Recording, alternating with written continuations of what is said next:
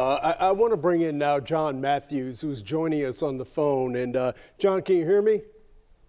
Hello, Chris. Yep, right here. Yeah, John has spent more than 35 years in law enforcement. You are considered a nationally recognized expert on school safety, and I know you've written a book on it. I want you to draw on some of your experience to maybe put what is happening there in context. Talk to me a little bit, John, about the difference between the early part of the school year and as we get closer to the end. We know that the last day of school is going to be on Thursday. How does the tempo change as we get so close to the end? Yeah, it's totally different, Chris. I've been on campuses all week long, and they're having field days. They're having fun activities. You have parents, grandparents, visitors in and out. The teachers are winding down, and quite frankly, sometimes we let our guard down.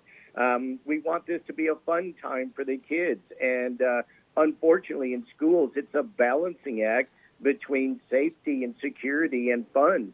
And I know I've been on campus all week long, and it's incredible the number of people that are in and out, the activities, and even with good plans, good preparation, this is a hard time of year to protect our school and our students. And I think you saw that play out today. And it's so unfortunate. It seems like the shooter also shot his mother before he go into school. This is a pattern that we've seen time and time again.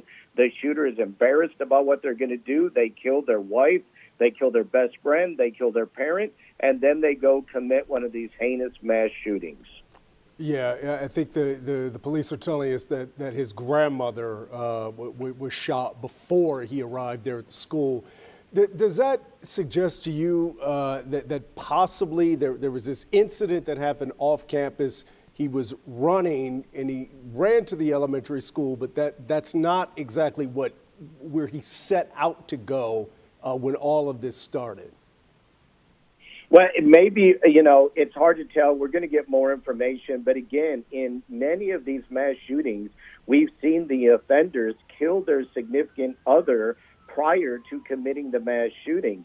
Obviously, him being from that community, probably familiar with that community, with the school. I think it's doubtful that maybe he was running from one attack and found himself in a situation where he had to kill 14 children and a teacher.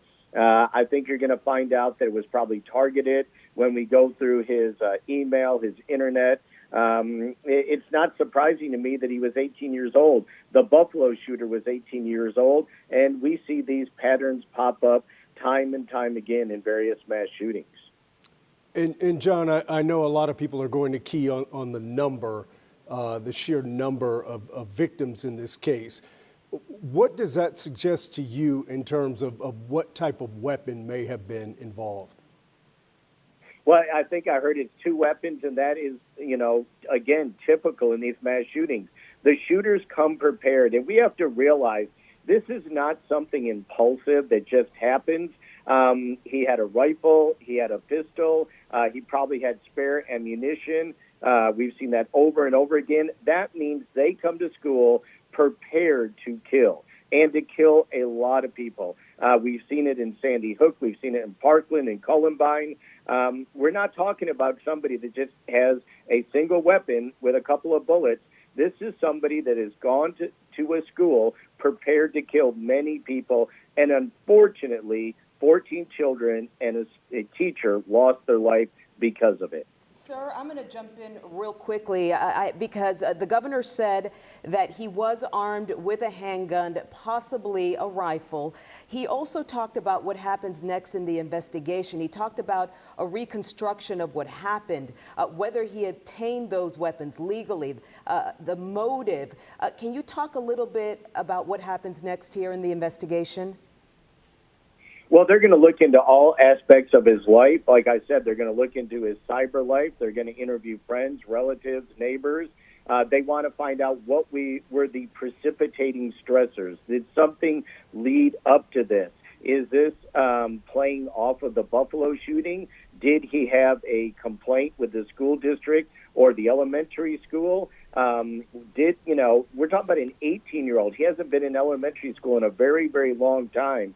So to me, this seems more like a targeted attack. But over the coming days and weeks, we're going to learn more information about the shooter, about the planning, the preparation. Remember the El Paso shooting that we had, where the shooter basically texted for almost 7 hours what he was going to do and how he was going to do it. So the information that we're going to uncover in the coming days and weeks is going to be critical to helping other schools plan and prepare so we can avoid anything like this happening again. And John, we don't have to ask what these families, these moms and dads are feeling. That goes without saying. But I wonder if you could put me into the mind of some of those first responders, those law enforcement agents who arrived there on the scene. What are they feeling right now? Yeah, unfortunately, I can. I've been there and done that. And when you see such a horrific scene, any shooting is terrible.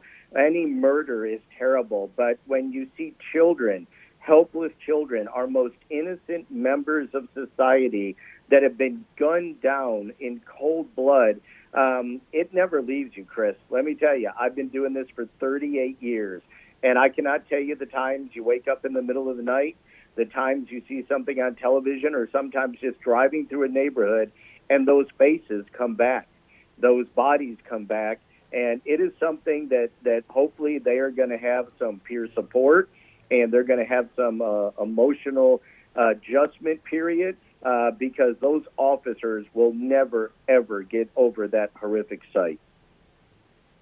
Yeah, from many of the police officers I call friends, I know they would be thinking much more of the victims they did not save, not thinking of all the victims or all the potential victims whose lives they did save. John, when you look at other schools, obviously, this is a moment of reflection, not only here in Texas, but across the country, where I suspect a lot of schools will be taking a second look at their security procedures. What would you say to superintendents, to principals, to teachers right now in terms of wanting to know, is my school safe when I send my kids to school in the morning? I think the very first thing they need to do is get back to pre-COVID protocols. We were doing a fairly good job before COVID of planning, practice, of working with our crisis response plans, coordinating with our law enforcement officers, state and locally, and making sure that our teachers were prepared, doing the drills that aren't fun but that save lives, and we have to do. And I can tell you, from being in schools during COVID, it was a strange period for all of us. But school safety in some cases fell by the wayside. And we've seen now, coming out of COVID, a number of shootings, mass shootings, school shootings, and we've got to remember that we've got to keep our guard up. We've got to protect our kids. We've got to protect our teachers and our schools, and we've got to go back doing those hard things that we need to do to protect our schools and hopefully stop anything like this from ever occurring again. All right, John Matthews, former master police officer, thank you so much for that insight and that context. I wish we did not have to call on you in this situation, but I do thank you for sharing your expertise.